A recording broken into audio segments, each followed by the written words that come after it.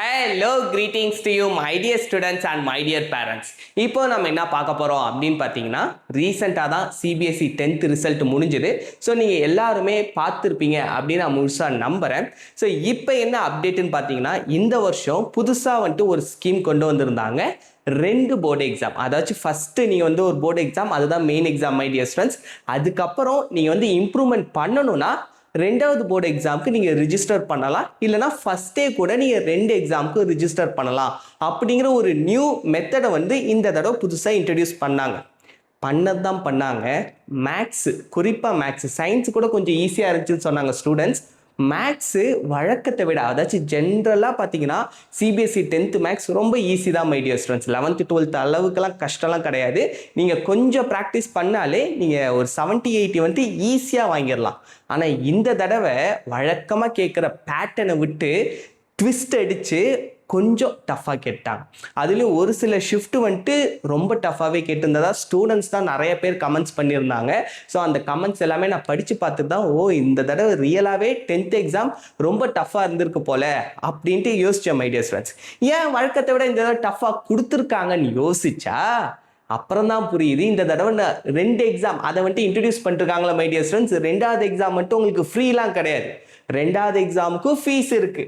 அதுலயும் வந்துட்டு late fees ஆச்சுன்னா இன்னும் அப்படியே டபுள் ட்ரிபிள் ஆகுது மை டியர் ஸ்டூடெண்ட்ஸ். ஸோ இந்த அமௌண்ட்டுக்காக தான் இப்போ பார்த்தீங்கன்னா ஒரு நியூஸ் பேப்பர் ரிப்போர்ட்ல என்ன சொல்லிருக்காங்கன்னா 20 to 25% ஆஃப் த ஸ்டூடெண்ட்ஸ் வந்துட்டு இப்போ அகைன் மேக்ஸ்க்கும் சயின்ஸுக்கும் ரீஅப்பியர் பண்ண போறாங்களாம். ஸோ அப்போ இந்த 20 to 25% ஸ்டூடெண்ட்ஸோட அமௌண்ட் அவங்களுக்கு வந்து கிடைக்கிது. அதுக்காக தான் இதை இன்ட்ரடியூஸ் பண்ணாங்களா என்னன்னு தெரியாது மை டியர் ஸ்டூடெண்ட்ஸ். இப்போ அதை பற்றி தான் நம்ம டீட்டெயில்டாக பார்க்க போகிறோம். ஓகே, ஸோ இந்த நான் சொல்கிற அப்டேட் வந்து சிபிஎஸ்சி உங்களோட அஃபிஷியல் வெப்சைட்லேயே கொடுத்துருக்காங்க my dear students. Submission of list of candidates LOC CBSE 10th secondary board examination 2026 schools தான் மை டியர் ஸ்டூடெண்ட்ஸ் பண்ணுவாங்க. ஸோ உங்களோட ஸ்கூலை நீங்கள் இமீடியட்டாக கான்டாக்ட் பண்ணுங்க. ஆல்ரெடி உங்களுக்கு வந்து அவங்களே மெசேஜ் பண்ணிருப்பாங்க, எல்லாமே பண்ணிருப்பாங்க. அதை பற்றியான டீட்டெயில்டான வீடியோ தான் இந்த வீடியோ. ஓகே, இப்போ வாங்க. ஸோ இதான் மை டியர் ஸ்டூடெண்ட்ஸ் நான் சொன்ன அந்த நியூஸ் பேப்பர் ரிப்போர்ட். ஸோ இதில் வந்து என்ன சொல்லிருக்காங்க அப்படின்னு பார்த்தீங்கன்னா reality check maths paper was difficult, வழக்கத்தை விட ரொம்ப டிஃபிகல்ட்டாக கேட்டிருக்காங்க மை டியர் ஸ்டூடெண்ட்ஸ். நான் முன்னாடி சொன்னதான் many students scored below expectation. அதாச்சும் நார்மலாக ஒரு நல்லா படிக்கிற பையன் 90 எடுக்கலான்னு போனால் 70-75 தான். ஸோ எல்லாருக்குமே இது வந்துட்டு கொஞ்சம் ஒரு ஏமாற்றத்தை கொடுத்துருக்கு மை டியர் ஸ்டூடெண்ட்ஸ். இந்த தடவை நடந்த CBSE 10th board exam question பேப்பரை சொல்கிறேன். Even toppers affected. ஏன்னா வந்துட்டு சென்டம் எடுக்கலாங்கிற ஒரு ஆசையோடு இருந்த பையனுக்கு 90-92ங்கிறது கம்மியான மார்க் தான். ஜென்ரலாக பார்த்தா சூப்பர் மார்க், ஆனால் சென்டம் எய்ம் வச்ச பசங்களுக்கு அது கம்மியான மார்க்குங்கிறனால நிறைய பேர் இப்போ ரீஅப்பியர் ஆகுறாங்க. அதுதான் மை டியர் ஸ்டூடெண்ட்ஸ் சொல்லிருக்காங்க. 20 to 35% ஸ்டூடெண்ட்ஸ் வந்துட்டு opting for improvement maths and science is equals to most chosen subject my dear students. So இதுதான் வந்துட்டு இந்த ரிப்போர்ட்டில் சொல்லிருக்காங்க. இப்போ வாங்க நம்ம அவங்க கொடுத்த அந்த அப்டேட், அந்த பிடிஎஃபை நம்ம வந்துட்டு டீட்டெயில்டாக பார்ப்போம். So first thing my dear students, CBSE introduce 2 board examination system இந்த வருஷம் தான் கொண்டு வந்தாங்க. This circular explains LOC submission, fee payment, eligibility, important rules எல்லாமே வந்துட்டு நம்ம டீட்டெயில்டாக பார்த்துருவோம். Okay, so first my dear students schedule. First face fee payment பார்த்தீங்கன்னா 16th ஏப்ரல்லேருந்து 20th April my dear students. 20th ஏப்ரல்குள்ளார நீங்கள் வந்துட்டு ஃபீஸை வந்து பேமெண்ட் பண்ணிடுங்க. உங்கள் ஸ்கூல்லே சொல்லிருப்பாங்க, நானும் வந்துட்டு காமிக்கிறேன் my dear students. Okay, second ஃபேஸ்க்குமே பார்த்தீங்கன்னா LOC ப்ளஸ் ஃபீ, அதாச்சும் LOC முன்னாடியே நீங்கள் வந்து ரிஜிஸ்டர் பண்ணியிருந்தீங்கன்னா ஃபீஸ் மட்டும் இப்போ கட்டினா போதும், நீங்கள் இப்போ ரிஜிஸ்டர் பண்ணிக்கலாம் அப்படிங்கிறதுக்கான ஒரு ஃபெசிலிட்டியும் இப்போ சிபிஎஸ்சி இன்ட்ரடியூஸ் பண்ணிருக்காங்க மை டியர் ஸ்டூடெண்ட்ஸ். ஸோ நீங்கள் அதுவுமே 16th 20th ஏப்ரல் உங்களுக்கு ரொம்ப நாள் யோசிக்கிறதுக்கு டைம் இல்லை மை டியர் ஸ்டூடெண்ட்ஸ். அதனால இமீடியட்டாக டெசிஷன் எடுங்க. ஓகே, ஸோ தேர்ட் ஃபேஸ் பார்த்தீங்கன்னா my dear students with late ஃபீ. தயவு செஞ்சு இந்த லேட் ஃபீஸ்க்கு போயிடாதீங்க மை டியர் ஸ்டூடெண்ட்ஸ். ரொம்ப ஃபீஸ் அதிகமாக கேட்குறாங்க.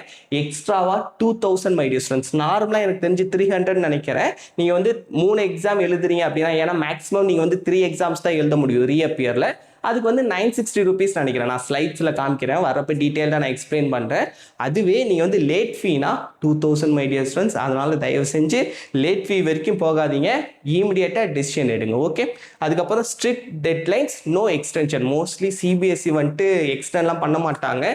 NTA அவங்க கூட கொஞ்சம் ஓவர் நேரம் கன்சிடரேஷன் பண்ணுவாங்க மை டியர் ஸ்டூடெண்ட்ஸ். ஆனால் சிபிஎஸ்சி அப்படிலாம் பண்ணவே மாட்டாங்க. உங்கள் ஸ்கூலை இமீடியட்டாக கான்டாக்ட் பண்ணி நீங்கள் எழுத போகிறீங்க அப்படின்னா தயவு செஞ்சு ரிஜிஸ்டர் பண்ணி பண்ணிக்கோங்க my dear students. Okay, next who can apply my dear students passed main exam want improvement, அதுக்கப்புறம் compartment students, third chance compartment students. இவங்க 3 பேருமே எழுதலாம். நீங்கள் நிறைய பேர் நினைக்கலாம் என்ன சார் இப்போ 10th ஸ்டாண்டர்ட் ஸ்டூடெண்ட்ஸ்க்குலாம் நிறைய வீடியோஸ் அப்லோட் பண்ண ஆரம்பிச்சிட்டீங்க அப்படின்னு 11th 12th ஸ்டூடெண்ட்ஸ் பேரண்ட்ஸ் யாராவது பார்த்தீங்கன்னா அப்படி நினச்சிக்காதீங்க.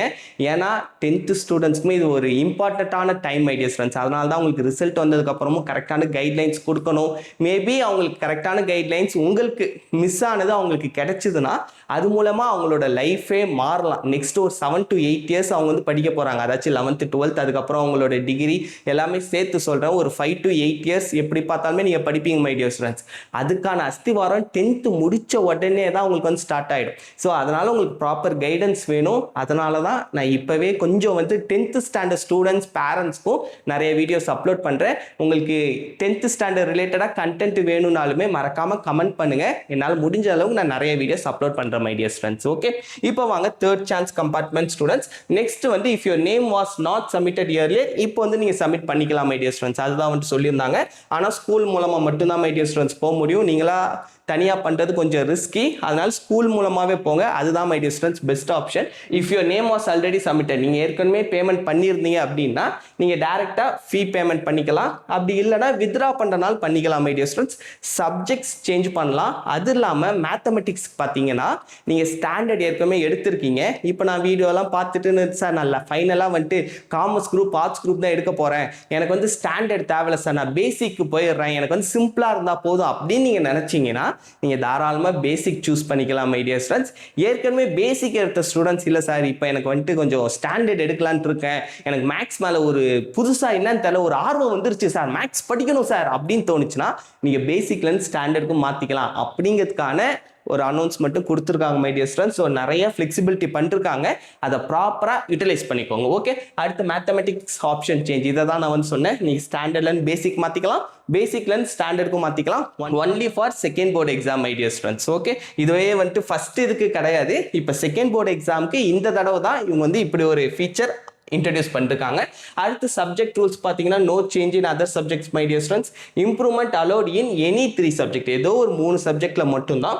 அதுக்கப்புறம் பார்த்தீங்கன்னா subjects include science, maths, social science, languages my dear students. Okay, அடுத்து ஸ்பெஷல் கேட்டகரிஸ் பார்த்தீங்கன்னா ஸ்போர்ட்ஸ் ஸ்டூடெண்ட்ஸ், அடுத்து சிடபிள்யூஎஸ்என்னா சில்ட்ரன் வித் ஸ்பெஷல் நீட்ஸ், அவங்க எல்லாருமே கூட நீங்கள் ரிஜிஸ்டர் பண்ணிக்கலாம் அப்படின்னு சொல்லிட்டு இருக்காங்க.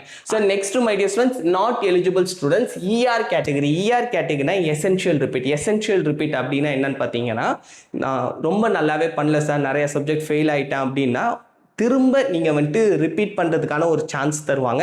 அதுதான் வந்துட்டு essential repeat my dear students. அவங்களுக்கு வந்து இந்த செகண்ட் போர்டு எக்ஸாம் எலிஜிபிலிட்டி கிடையாது அப்படின்னு சொல்லிட்டு இருக்காங்க. அடுத்து important warning, if you submit LOC pay fees, ஆனால் உங்களால் வந்துட்டு அட்டன் பண்ண முடியல அப்படின்னா உங்களோட மெயின் எக்ஸாம் மார்க் அப்படியே வந்துடும் மை டியர் ஸ்டூடெண்ட்ஸ். அதுக்கப்புறம் உங்களுக்கு கரெக்ட் பண்ணுறதுக்கான சான்ஸ்லாம் கிடைக்காது. நீங்கள் அதுக்கப்புறம் பார்த்தீங்கன்னா உங்களுக்கு கம்பார்ட்மெண்ட் எக்ஸாம் அந்த ப்ராசஸ் வேறு மை டியர் ஸ்டூடெண்ட்ஸ். இது பார்த்தீங்கன்னா உங்களுக்கு ஃபைனல் ரிப்போர்ட் வரப்போ உங்களோட சர்டிஃபிகேட் வரப்போ ஒரே போர்டு மார்க், அதாச்சும் எது அப்டேட்டடாக நல்ல மார்க் எடுத்துறீங்களோ அது மட்டும் தான் மை டியர் ஸ்டூடெண்ட்ஸ் வரும். ஸோ அந்த ஒரு ப்ளஸ் பாயிண்ட் இந்த தடவை இருக்குது. ஸோ அதனால் ப்ராப்பராக யூட்டிலைஸ் பண்ணிக்கோங்க. மேக்ஸிமம் அட்டன் பண்ணிடுங்க மை டியர் ஸ்டூடெண்ட்ஸ் நீங்கள் வந்து அப்ளை பண்ணீங்கன்னா. ஓகே, அப்படி இல்லைனா உங்களுக்கு ஃபஸ்ட்டு எழுதுகிற மார்க் அந்த மார்க் அப்படியே வந்துடும். அடுத்து exam syllabus same as main examination 2026, no change in syllabus my dear students. எந்த சிலபஸ் நீங்கள் முன்னாடி எக்ஸாம் எழுதுறீங்களோ அதுதான் my dear students. No correction policy, very important. After LOC submission no corrections allowed, no changes allowed. ரொம்ப ரொம்ப கேர்ஃபுல்லாக இருங்க, பொறுமையாக பண்ணுங்க. ரொம்ப கூட்டமாக இருந்துச்சுன்னா கொஞ்சம் நீங்கள் ரிலாக்ஸாகவே பண்ணுங்க.